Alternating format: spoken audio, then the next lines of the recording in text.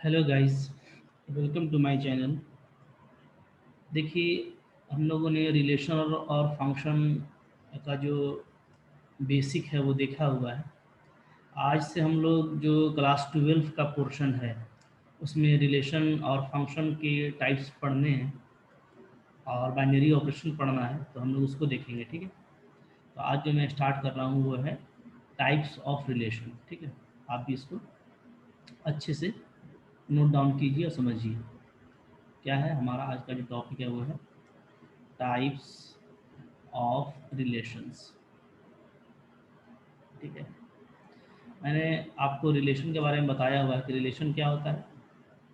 एक बार बताइए आप भी, क्या होता है रिलेशन। तो रिलेशन होता है any subset of order pair, और हम लोग कह सकते हैं Cartesian product of two sets. ठीक है, कोई भी दो सेट है उसके बीच जो भी कार्टेशियन प्रोडक्ट होगा, जैसे ए और बी अगर मान लीजिए दो सेट है, तो इसका जो कार्टेशियन प्रोडक्ट होता है ए क्रॉस बी। ठीक है, इसके किसी भी सब सेट को हम लोग क्या बोलते हैं, रिलेशन बोलते हैं। ठीक है, आर, तो ये मैंने आपको बताया हुआ है, ये सब आप लोगों को पहले से पता है, आप इसको अच्छे से रिवाइज कर लीजिए। फिर रिलेशन को रोस्टर फॉर्म में कैसे लिखते हैं ये भी आप देख लीजिए। ठीक है, तो जो मेरा ऊपर का वीडियोज़ है वहाँ से जा करके आप रिलेशन, ठीक है, इसका जो डेफिनेशन है वो देख लीजिएगा। इसको दो तरीके से जो लिख सकते हैं, एक रोस्टर फॉर्म से लिख सकते हैं आप, और एक आपका क्या है, और एक है आपका सेट बिल्डर फॉर्म। तो इसको भी आप जा कर के मेरा जो ऊपर का जो वीडियो है रिलेशन फंक्शन का वहाँ देख लीजिए। और उसके बाद डोमेन क्या होता है ये मैंने आपको बताया हुआ है। ठीक है, को डोमेन क्या होता है, रेंज क्या होता है, ये सब आप जा कर के देख लें। ठीक है, ओके। तो आज मैं उसके आगे जो टाइप्स ऑफ रिलेशन है उसको आपको पढ़ाता हूँ। ठीक है, टाइप्स ऑफ रिलेशन क्या होता है, क्लियर है। ठीक है, आइए देखते हैं।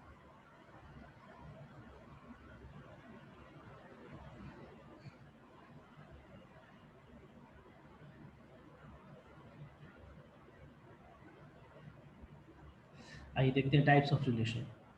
देखिए, रिलेशन जो है आपका उसमें एक इम्प्टी रिलेशन होगा। इम्प्टी रिलेशन का मतलब खाली रिलेशन। ठीक है, तो वो तो आप समझ सकते हैं, तो मैं वो एक पहले डेफिनेशन लिख देता हूँ। ठीक है, जैसे क्या होगा, हमारा हमारा एक रिलेशन होगा इम्प्टी रिलेशन। इम्प्टी रिलेशन, ठीक है। तो अब आप देखिए कि इम्प्टी रिलेशन क्या होता है। हाँ, इसको आप ऐसे डिफाइन कर सकते हैं, a relation capital R in a set capital A is called empty relation. इसको हम लोग क्या बोलेंगे, इसको हम लोग बोलेंगे इम्प्टी रिलेशन बोलेंगे, इम्प्टी रिलेशन। ठीक है, तो इम्प्टी रिलेशन कब बोलेंगे इसको हम लोग, तो तब जब आपका आर क्या हो जाए, 5 हो जाए। ठीक है, यानी आर में कोई एलिमेंट आपको ना मिले। ठीक है, if no element, no element of A related to any element of A, related to any element of A, element of A. ठीक है, देखिए अभी जो हम लोग रिलेशंस की बात कर रहे हैं, तो रिलेशन आपको दो सेट के बीच भी हो सकता है और एक ही सेट के बीच भी हो सकता है। ठीक है, तो अभी जो हम लोग रिलेशन देख रहे हैं, तो वो देख रहे हैं, याद रखिएगा, a relation R from A to A. ठीक है, ए से ए में ही देख रहे हैं, सेम सेट से सेम सेट में।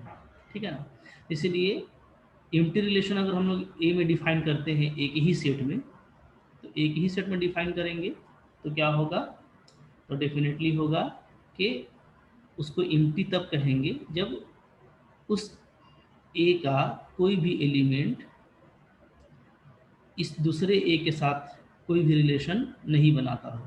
ठीक है, तो आपको मालूम है, जैसे मैंने पहले बताया था कि ये होता है आपका डोमेन। ठीक है, इधर वाला, और इधर वाला क्या होता है, इधर वाला होता है आपका कोडोमेन, तो ये भी याद रखिएगा, ठीक है। और यहाँ पर ए का जो इमेज मिलेगा मेरे को, जो इमेजेस यहाँ से निकलेंगे, ठीक है, जो कलेक्शन ऑफ इमेजेस होगा उसको हम लोग क्या बोलते हैं, उसको हम लोग बोलते हैं रेंज, ठीक है, ये आप पहले से जानते हैं, क्लियर है, ठीक है। तो क्या बोला जा रहा है, इसको शॉर्ट इसको लिखेंगे हम लोग क्या, दैट इज अगर ऐसा है कि आर क्या आ जाता है आपका, इम्टी आ जाता है, ठीक है। आपको मालूम है इम्टी भी क्या है, वो सबसेट है ए क्रॉस ए का, किसी भी सेट का सबसेट होता है इम्टी सेट। तो आर इक्वल टू अगर फाइव आता है, ठीक है, तो क्या हम लोग बोलेंगे कि आर मेरा क्या है, वो इम्टी रिलेशन है, सिंपल है, ठीक है। जैसे अगर इसका आप एग्जाम्पल देखना चाहते हैं तो मैं इसका एक एग्जाम्पल भी दिखाता हूँ, एग्जाम्पल देखिए, ठीक है। सपोज कीजिए लेट ए क्या है, ए जो है वो है आपका सेट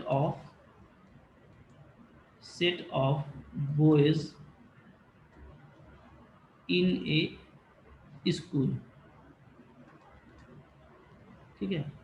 एक स्कूल में जितने भी बॉयज हैं तो उनका मैंने कलेक्शन ले लिया, ठीक है, स्कूल में, ठीक है। अब ये ले लिया मैंने, अब जो मैंने रिलेशन डिफाइन किया है, तो रिलेशन देखिए मैं डिफाइन करता हूँ, and R is equal to set of A B, ठीक है। ए और बी के बीच में क्या रिलेशन है, तो such that A is sister of B, A जो है आपका वो बी की, ए जो है वो बी की बहन है, ठीक है, ये मैंने रिलेशन लगा दिया। अब आप बताइए कि इस सेट में, ठीक है, क्योंकि मैं ए में काम कर रहा हूँ, तो ये जो आर है, ठीक है, क्लियरली यहाँ पे मैं लिखूंगा क्या, क्लियरली आर इज इम्टी इन ए, तो ये जो आर है आपको, ये आपको ए सेट में खाली मिलेगा, कोई रिजल्ट नहीं आएगा, क्योंकि ए के पास तो सारे बॉयज हैं, तो अगर सारे बॉयज ही हैं तो कोई भी लड़का किसी की बहन नहीं हो सकता, जब भी होगा भाई होगा। और आपने जो रिलेशन बनाया है दो बच्चों के बीच में, वो क्या बनाया है कि ए जो है बी की बहन है, तो ऐसा रिलेशन अगर आप सेट में ढूंढेंगे तो आपको कुछ नहीं मिलेगा, खाली हाथ मिलेगा, आपको खाली हाथ लौटना पड़ेगा। तो यहाँ पे हम लोग आर को क्या बोलेंगे, इम्प्टी सेट बोलेंगे ए में, ठीक है। तो आई होप आपको समझ में आ रहा होगा, काफ़ी सिंपल सा चीज़ है। अगर कोई रिजल्ट नहीं मिलता मेरे को रिलेशन में, तो हम लोग उसको क्या बोलते हैं, हम लोग उसको इम्प्टी बोलते हैं, ठीक है, ओके। चलिए कुछ आगे बढ़ते हैं हम लोग। इसके बाद एक होता है देखिए यूनिवर्सल रिलेशन, ठीक है, तो उसको भी देख लेते हैं कि यूनिवर्सल रिलेशन क्या होता है, ओके। तो नेक्स्ट देखिए जो दूसरा डेफिनेशन है वो है आपका यूनिवर्सल रिलेशन, यूनिवर्सल रिलेशन, ठीक है। यूनिवर्सल सेट आप लोग जानते हैं, तो उसी के तरह का यूनिवर्सल रिलेशन है। ये कैसे डिफाइन होगा, तो अगर देखिए, अगर जैसे आपको ए में डिफाइन करना है, ठीक है, तो हम लिख सकते हैं इसको a relation R in a set capital A is called universal relation. इसको हम लोग क्या बोलेंगे, इसको हम लोग बोलेंगे यूनिवर्सल रिलेशन, ठीक है। कब बोलेंगे, जब ए का हर एलिमेंट, ठीक है, उसका कुछ ना कुछ रिलेशन आपको डोमेन के हर एलिमेंट से आपको उसके करस्पॉन्डिंग में को डोमेन में रिलेशन आपको मिल जाए, ठीक है। वैसे आप लिखेंगे if each element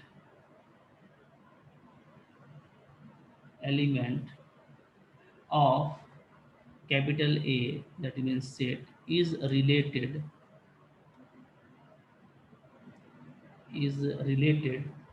to every element of A, to every element of A, ठीक है। दैट इज क्या, दैट इज मान लीजिए कि जो आपका आर है ना, वो क्या आ जाए, वो पूरा ए क्रॉस ए ही आ जाए, ठीक है।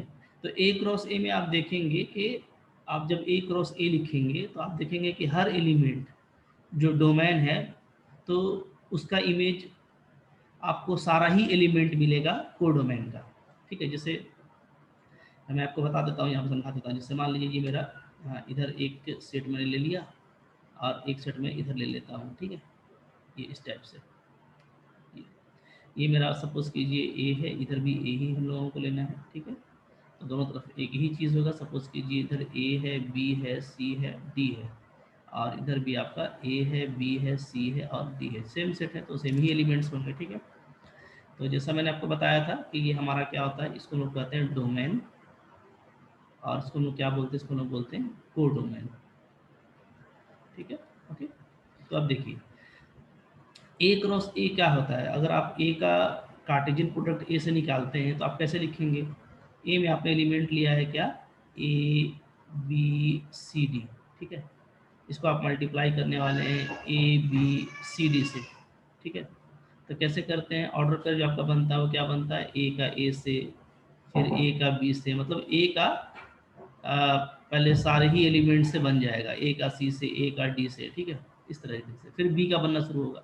यानी ए जो रिलेट करेगा वो ए से भी करेगा, बी से भी करेगा, सी से भी करेगा और डी से भी करेगा, ठीक है। इसी तरीके से जो हमारा बी है, तो बी भी हर एलिमेंट से करेगा, ए से करेगा, बी से करेगा, सी से करेगा, डी से करेगा, ठीक है। इसी तरीके से आपका सी और डी भी हर एलिमेंट से मैप करेगा। क्लियर है, ठीक है। जैसे अगर आप सी को देखें तो सी भी आपका सारे एलिमेंट से ए से मैप करेगा, फिर सी बी से मैप करेगा, फिर सी सी से मैप करेगा, फिर सी डी से मैप करेगा। इसी तरीके से डी भी। तो यही लिखा है कि यूनिवर्सल कब कहलाएगा, जब जो पूरा कार्टेशियन प्रोडक्ट है ना वो आपको पूरा मिल जाए, ठीक है ना। ओके, समझ में आ गया। मैं इसको भी दे देता हूँ डी भी। इसी तरीके से डी भी हर एलिमेंट से मैप करेगा। डी जैसे ए से मैप किया, डी आपका बी से मैप करेगा, डी सी से मैप करेगा, डी डी से मैप करेगा। इस तरह का अगर कोई रिलेशन मिलता है तो हम उसको क्या बोलेंगे, हम लोग उसको बोलेंगे यूनिवर्सल रिलेशन। क्लियर है, ठीक है। ये एक था छोटा सा डेफिनेशन था, ठीक है। आई होप आपको समझ में आ गया होगा। अच्छा, इसके बाद जो इम्पोर्टेंट 3 रिलेशंस हैं जिससे हमको इक्विवेलेंस रिलेशन जो है डिफाइन करना है, तो आइए हम लोग उसको फिर यहाँ देखना शुरू करते हैं, ठीक है। ठीक है, तो देखें इसके बाद नेक्स्ट हम लोगों का जो आ रहा है वो आ रहा है 3 इम्पॉर्टेंट हैं, इसको आप देख लें। इम्पॉर्टेंट रिलेशन से ये, ठीक है, इनको आपको याद भी रखना है। तो इम्पॉर्टेंट रिलेशन से ये क्या लिख दिया मैंने, इम्पॉर्टेंट रिलेशंस, ठीक है। इसमें देखिए, इसमें जो फर्स्ट रिलेशन है हम लोगों का वो है एक रिलेशन पर ले लेता हूँ मैं, ठीक है। ए रिलेशन कैपिटल आर ले लेता हूँ, ठीक है। इन a set A, in a set ए, ठीक है, ये मैंने ले लिया। ओके, अब ये देखिए पहला जो रिलेशन है वो है रिफ्लेक्सिव, रिफ्लेक्सिव रिलेशन, ठीक है। तो ऐसा इसका नाम है, देखिए रिफ्लेक्सिव। रिफ्लेक्सिव बना है किससे, रिफ्लेक्शन से बना है। तो रिफ्लेक्शन क्या होता है, आप फिजिक्स में जानते हैं कि जब रिफ्लेक्शन होता है तो इमेज बनता है, ऑब्जेक्ट का इमेज बनता है, ठीक है ना। तो हम लोग यहाँ पे ये देखेंगे कि अगर एक एलिमेंट का इमेज वही एलिमेंट बन जाता है तो और वो सारे एलिमेंट के लिए अगर एग्जिस्ट करता है तो वो क्या कहलाएगा, रिफ्लेक्सिव रिलेशन कहलाएगा, ठीक है। इसको हम लोग ऐसे लिखेंगे, if A belongs to R, ध्यान दीजिएगा अच्छे से, ठीक है। For every A belongs to capital A, ध्यान दीजिए क्या यहाँ पे लिखा हुआ है। यहाँ पे लिखा हुआ है कि अगर आपको आपका जो रिलेशन है उसमें आपको इस तरह का ऑर्डर पेयर मिलता है A for every element of A belongs to capital A, ठीक है। सेट के पास जितना भी एलिमेंट है सारे एलिमेंट के करस्पॉन्डिंग में अगर आपको इस तरह का ऑर्डर पेयर रिलेशन में नज़र आता है, ठीक है, तो आप उसको क्या बोलेंगे, रिफ्लेक्सिव रिलेशन बोलेंगे, ठीक है। Then capital R is said to be reflexive, तो हम लोग इसको क्या बोलेंगे, रिफ्लेक्सिव रिलेशन। क्लियर है, ठीक है। जैसे देखिए इसको हम एग्जाम्पल से भी समझेंगे, ठीक है। पहले मैं सारे रिलेशंस कर लेता हूँ, उसके बाद समझाना आपको इजी होगा कि कौन रिफ्लेक्सिव है, कौन सिमेट्रिक है, कौन ट्रांजिटिव है, ठीक है। अच्छा, इसको जैसे मैंने लिखा है ना, तो एक इसको और भी तरीके से आप डिफाइन कर सकते हैं, और इस तरीके से आप करें, इफ ए रिलेट्स विथ ए, ये जो ऑर्डर पेयर है ए बिलोंग्स टू आर, ये जो पूरा लाइन है ना, इस लाइन को आप शॉर्ट में ऐसे भी लिख सकते हैं कि if A relates to A for every element of A, ठीक है, for every element A belongs to capital A, ठीक है। अगर ऐसा होता है तो हम लोग आर को क्या बोलेंगे, रिफ्लेक्सिव बोलेंगे, ठीक है। तो ये शॉर्ट हो गया, ओके। अच्छा, आइए देखते हैं सेकंड जो रिलेशन है हमारा वो क्या है। तो हमारा जो सेकंड रिलेशन है वो है सिमेट्रिक रिलेशन। सिमेट्रिक रिलेशन, ठीक है। ये देखिए, इसमें देखिए, इसमें जैसे इसका जो डेफिनेशन है वो इस तरीके से लिखा जाएगा, if a1 a2 belongs to r। Suppose कीजिए कोई ऑर्डर पेयर मेरे को a1 a2 r में मिला है, ठीक है। और ये फिर इम्प्लाइज करता है, implies that a2 a1 belongs to r, ठीक है। r में ये ऑर्डर पेयर था a1 a2, इस ये इम्प्लाइज कर देता है a2 a1 को भी, ठीक है। For all a1 a2 belongs to a, ठीक है, देन आर इज सिमेट्रिक। तो आर को हम लोग क्या बोलेंगे, आर को हम लोग बोलेंगे सिमेट्रिक है, ठीक है, ओके। यहाँ पे आप एक चीज़ ध्यान दीजिए कि ये दो एलिमेंट का प्रॉपर्टी है। तो अगर आप कोई भी दो एलिमेंट लें जोड़ा बना करके पेयर में, ठीक है, और ये देखें कि अगर a1 a2 ऑर्डर पेयर आपके अगर रिलेशन में है, तो उसके करस्पॉन्डिंग अगर a2 a1 भी आपको मिलता है रिलेशन में, तब ये सिमेट्रिक कहलाएगा, ठीक है। इसको अगर हम लोग सेकेंड वे में लिखें, अनदर वे में, अल्टरनेटिव वे में, तो कैसे लिखेंगे, लिखेंगे क्या, इफ कि अगर आपका a1 रिलेट्स करता है a2 से, ठीक है, और ये इम्प्लाइज कर देता है क्या, a2 रिलेट्स a1, ये कर देता है, ठीक है। फॉर ऑल, जो भी आपको a1 a2 मिलता है रिलेशन में उसके लिए, ठीक है, for all a1 a2 belongs to r, ऐसा आपको जितना भी रिलेशन मिलता है, ठीक है ना, a1 a2 का, उस सब के लिए अगर ऐसा एग्जिस्ट करता है तो आपका r क्या होगा, सिमेट्रिक होगा। ये बात आप याद रखिएगा, ठीक है, क्लियर है। अच्छा, इसके बाद हम लोग देखते हैं थर्ड जो है हमारा वो है ट्रांजिटिव रिलेशनशिप। वो क्या होता है, देखिए थर्ड है हमारा ट्रांजिटिव रिलेशन।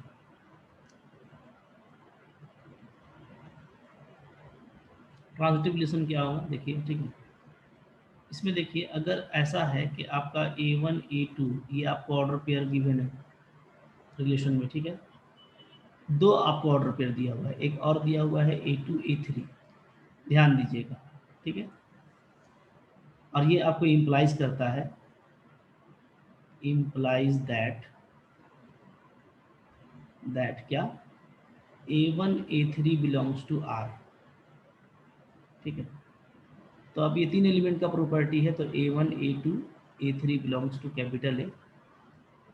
यहाँ पे फॉर ऑल लिख लीजिएगा, for all a1 a2 a3 belongs to capital A, then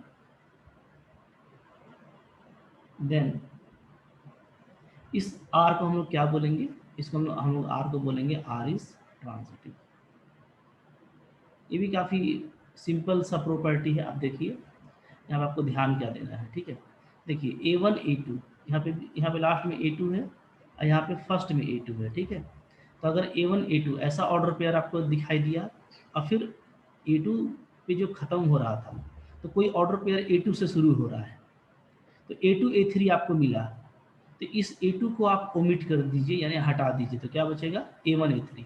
तो अगर a1 a3 भी आपको r में मिल जाता है, ठीक है, और ऐसा ये हर इस तरह के ऑर्डर पेयर के लिए होता है, तो आर को क्या बोलेंगे, ट्रांजिटिव, ठीक है। सिंपल है, इसको ऐसे भी याद रख सकते हैं कि अगर आपके पास में a1 रिलेट्स a2 गिवन है, साथ ही साथ आपको A2 रिलेट्स A3 गिवन है, तो A2 मैच कर रहा है, ये लास्ट वाला और ये फर्स्ट वाला, देख पा रहे हैं आप, ठीक है।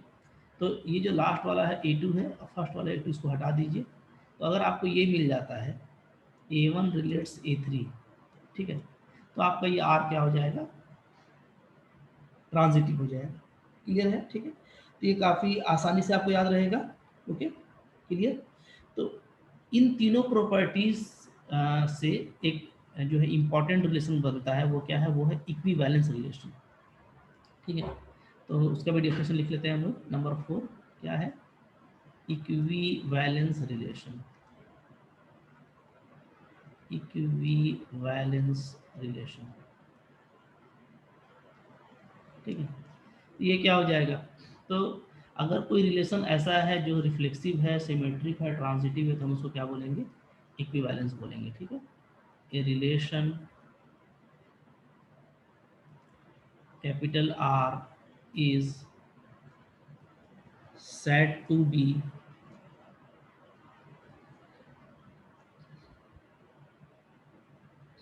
is said to be equivalence। equivalence कब बोलेंगे, if it is, तीनों होना चाहिए, रिफ्लेक्सिव भी होना चाहिए, ठीक है, सिमेट्रिक भी होना चाहिए, ओके, और ट्रांजिटिव भी होना चाहिए। तो अगर ये तीनों रिलेशन अगर उसमें पाया जाता है, शॉर्ट में याद रखिए क्या, RST, R for reflexive, S for symmetric, T for transitive. तो अगर ये RST, ये तीनों रिलेशन अगर पाए जाते हैं, ठीक है, तो इस तीनों रिलेशन के होते ही R क्या हो जाएगा आपका, इक्विवेलेंस हो जाएगा, ठीक है।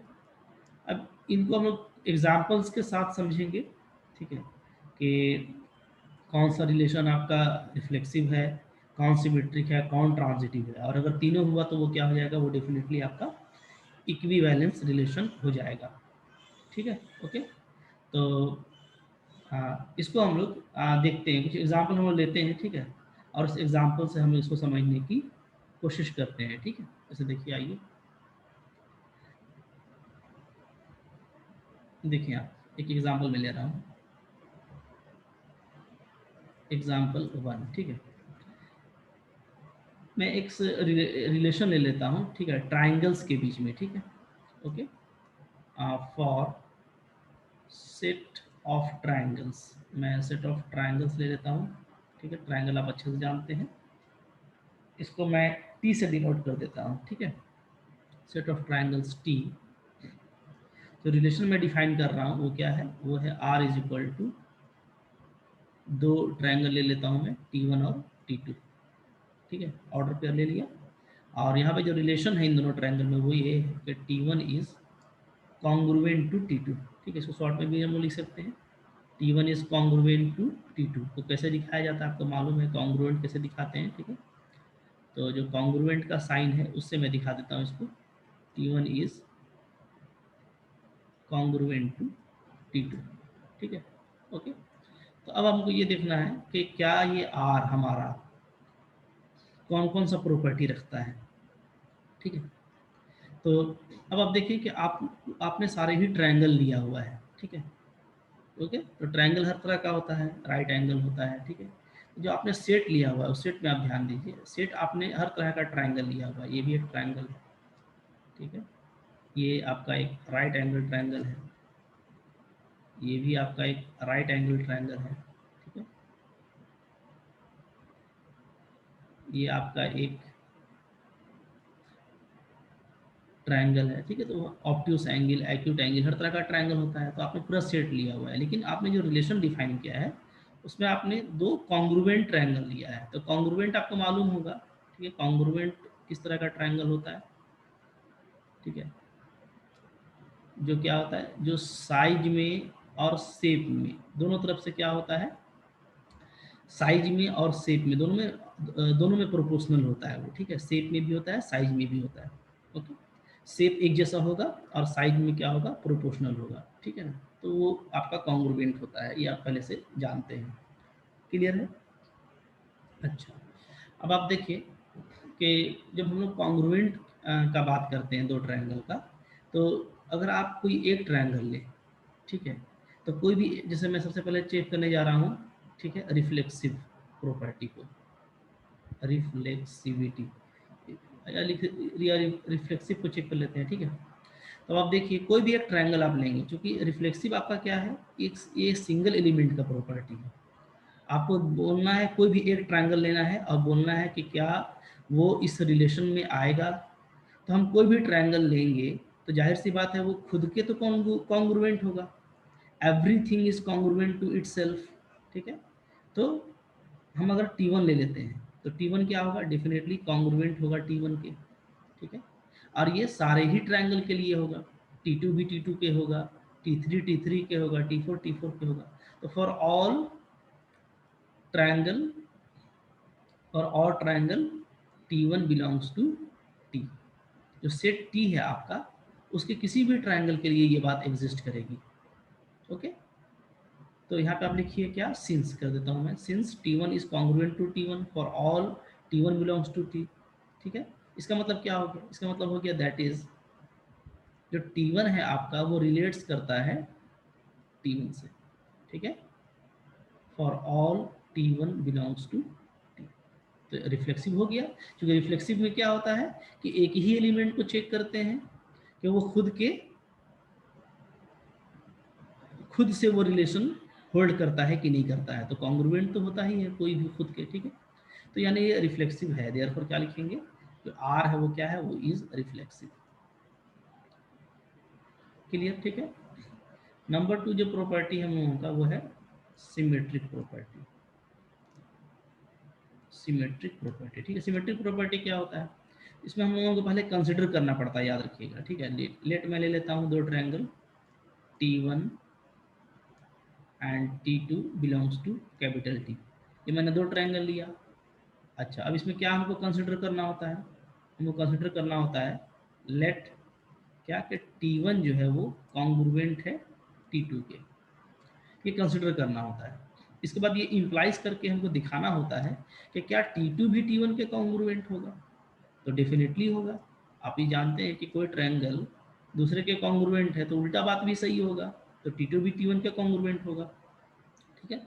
यानी ये रिलेशन आपका एग्जिस्ट कर जा रहा है कि अगर T1, यही तो R है आपका ना, यहाँ पे आप समझिए, ठीक है। हम लोग जो R को लिख रहे हैं, R मेरा क्या है, रिलेशन कॉन्ग्रुएंट है।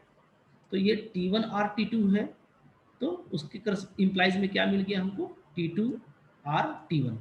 तो बार बार अलग से लिखने का भी ज़रूरत नहीं है, क्योंकि जो रिलेशन है वो यहाँ पे कॉन्ग्रुएंस है, वो आप यहाँ पे शो कर ही दिए, तो अब उसमें R लगा के लिखने का ज़रूरत नहीं है, जैसा ऊपर लिखे थे, ठीक है। तो आप डायरेक्ट यहाँ से बोल सकते हैं क्या, देयरफॉर जो हमारा R है वो क्या है, वो आपका सिमेट्रिक है, इज सिमेट्रिक, सिमेट्रिक भी हो गया।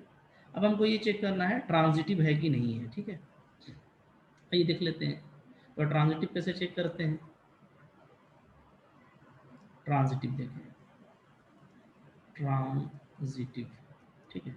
ट्रांजिटिव में हम लोगों को तीन ट्रायंगल लेना पड़ता है, याद रखिएगा, काफ़ी आसान। जो आर है रिफ्लेक्सिव है उसमें एक लेना होता है, सिमेट्रिक में आपको दो लेना होता है, और ट्रांजिटिव में आपको तीन लेना होता है, ठीक है। तो तीन ले लेंगे, T1 T2 T3, ये तीन मैंने ले लिया, ठीक है। अब क्या कंसिडर करना होता है, तो दो ऑर्डर पे लेंगे, एक लेंगे कि T1 ले लेते हैं, ठीक है, and let T1 is congruent to T2, ये मान लिया जाए, and T2 is congruent to T3, ये दोनों रिलेशन हमने सपोज कर लिया कि T1 T2 के कॉन्ग्रुएंट है और T2 T3 के कॉन्ग्रुएंट है। तब हमको इम्प्लाइज करना है कि क्या T1 T3 के कॉन्ग्रुएंट होगा, तो डेफिनेटली होगा। आप समझ सकते हैं कोई भी ट्रायंगल दूसरे के कॉन्ग्रुएंट है वो, और वो किसी तीसरे के कॉन्ग्रुएंट है, तो देखिए इस तरह की बात हो सकती है। एक ट्रायंगल मैंने ये लिया, ठीक है, एक ट्रायंगल मैं इसी के जैसा ये ले लेता हूँ, ठीक है, और एक ट्रायंगल मैं ले लेता हूँ ये वाला। अब देखेंगे ना कि आप जब पुट अप करेंगे, कॉन्ग्रुएंसी में क्या होता है, आप जब इसको इसके अंदर रखिएगा तो आराम से देखिएगा कि इस रेशियो में ये फिट बैठ जाएगा, यानी साइज शेप सेम होगा और साइज प्रोपोर्शनल होगा, और इसको जब इसके अंदर रखिएगा तो ये इसमें ऐसे फिट बैठ जाएगा। तो तीनों आपस में कॉन्ग्रुएंट है, तो पहला वाला लास्ट वाले के भी कॉन्ग्रुएंट हुआ, तो ये एग्जिस्ट कर रहा है। ठीक है, तो आप डायरेक्टली क्या लिख देंगे, therefore R is transitive. Clear है? ठीक है, तो रिफ्लेक्सिव, सिमेट्रिक, ट्रांजिटिव तीनों है, तो हम इसको बोल सकते हैं क्या है, ये इक्विवेलेंस रिलेशन भी है। ठीक है, तो यहाँ पे मैं नोट लिख देता हूँ। अगर आपको ये प्रूफ करेगा, पूछेगा कि क्या ये इक्विवेलेंस है, तो आप लिखेंगे क्या, आर इज इक्विवेलेंस रिलेशन। क्यों इक्विवेलेंस रिलेशन? इसलिए कि इसमें तीनों प्रॉपर्टी आ गई, ये रिफ्लेक्सिव भी है, सिमेट्रिक भी है, ट्रांजिटिव भी है। आई होप आपको ये समझ में आ गया होगा। कोई मुश्किल नहीं है, आप आसानी से समझेंगे तो आपको कोई दिक्कत नहीं होने जा रही है। ठीक है, मैं अभी बहुत सारे एग्जाम्पल्स आपको दिखाऊंगा ताकि ये क्लियर हो जाए। एक एग्जाम्पल मैं इस वीडियो में और बताता हूँ आपको, एग्जाम्पल 2। ठीक है, और कोई ऐसा रिलेशन आप ले लेते हैं ना, ठीक है, सेट जिसे मैं डिफाइन कर देता हूँ। ठीक है, और जैसे मैं ले लेता हूँ, एक सेट ले लेता हूँ, let A is collection of all members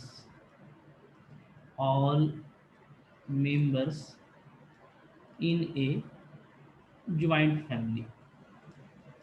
कोई भी एक ज्वाइंट फैमिली है, ठीक है, उसका मैं कलेक्शन ले लेता हूँ। ठीक है, ए, और रिलेशन में डिफाइन कर देता हूँ, relation R is relation in A define define define कर देता हूँ मैं क्या, फादर ऑफ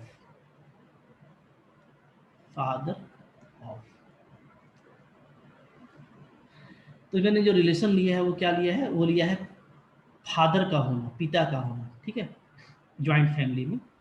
तो अब आप ये देखिए क्या ये रिलेशन रिफ्लेक्सिव है, सिमेट्रिक है, ट्रांजिटिव है। तो आप देखिए, पहले मैं चेक करता हूँ रिफ्लेक्सिव। तो एक ज्वाइंट फैमिली में बताइए, कोई भी एक मेंबर आप लीजिए, क्योंकि रिफ्लेक्सिव में हमको एक मेंबर लेना होता है तो हम एक मेंबर ले लेते हैं। ठीक है, तो क्या कोई भी एक मेंबर खुद का फादर होगा? कभी नहीं होगा। वो किसी और का फादर हो सकता है, किसी और का बेटा हो सकता है, ठीक है, किसी और का भाई हो सकता है। खुद का वो क्या है, बस जो है वो सो है, खुद का फादर तो नहीं हो सकता, खुद का भाई भी उसको नहीं कर सकते। ठीक है, तो इस तरह का जो रिलेशन होता है, father of, sister of, mother of, son of, जो जनरल रिलेशनशिप है पीपल्स में, तो वो रिफ्लेक्सिव कभी नहीं होगा, याद रखिएगा, नेवर बी रिफ्लेक्सिव। ठीक है, क्या लिखेंगे, ए member of a family never be father of itself, never be father of itself, वो खुद का फादर नहीं हो सकता। तो यहाँ पे क्या है कि खुद से जो इमेज रिलेट करना चाहिए वो नहीं कर रहा है। तो आप ऐसे भी लिख सकते हैं कि ए नॉट रिलेट्स, ठीक है, टू ए जो है ए से रिलेट नहीं कर रहा है, for all A belong to capital A, ऐसे भी आप लिख सकते हैं। या आप इसको ऐसे भी लिख सकते हैं, ठीक है, कि A not belongs to capital R, ये मतलब हुआ इसका।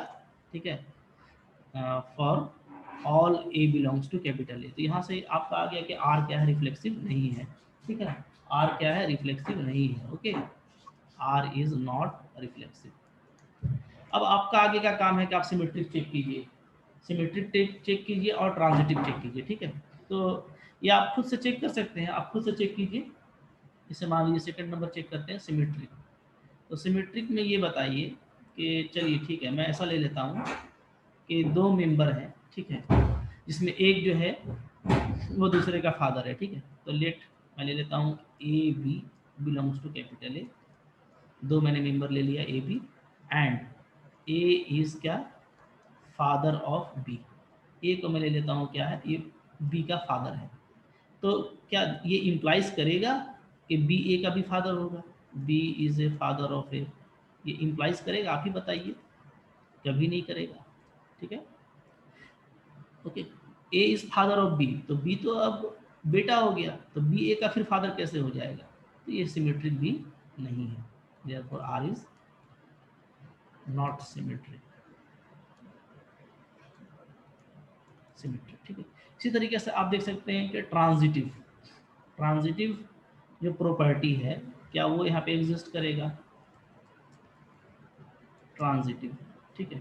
तो चलिए ये 3 मेंबर का है, तो मैं 3 मेंबर ले लेता हूँ, A B C belongs to A, ठीक है। फिर ये भी कंसिडर कर लेता हूँ, 2 कंसिडर करना होता है, तो कंसिडर कर लीजिए A is father of B and B is father of C. अब आप बताइए यहाँ से जो प्रोसेस है वो ये कि बी और बी को हटा देना है, तो बचा क्या? बचा आपका ए और सी। तो बताइए क्या ए सी का फादर होगा? ए इज फादर ऑफ सी, बताइए। नहीं होगा। क्यों नहीं होगा? ग्रैंड फादर हो जाएगा। देखिए ए बी का पिता है, बाप है, बी सी का बाप है, तो ए तो सी का ग्रैंड फादर हो गया ना, ठीक है, फादर तो नहीं हुआ।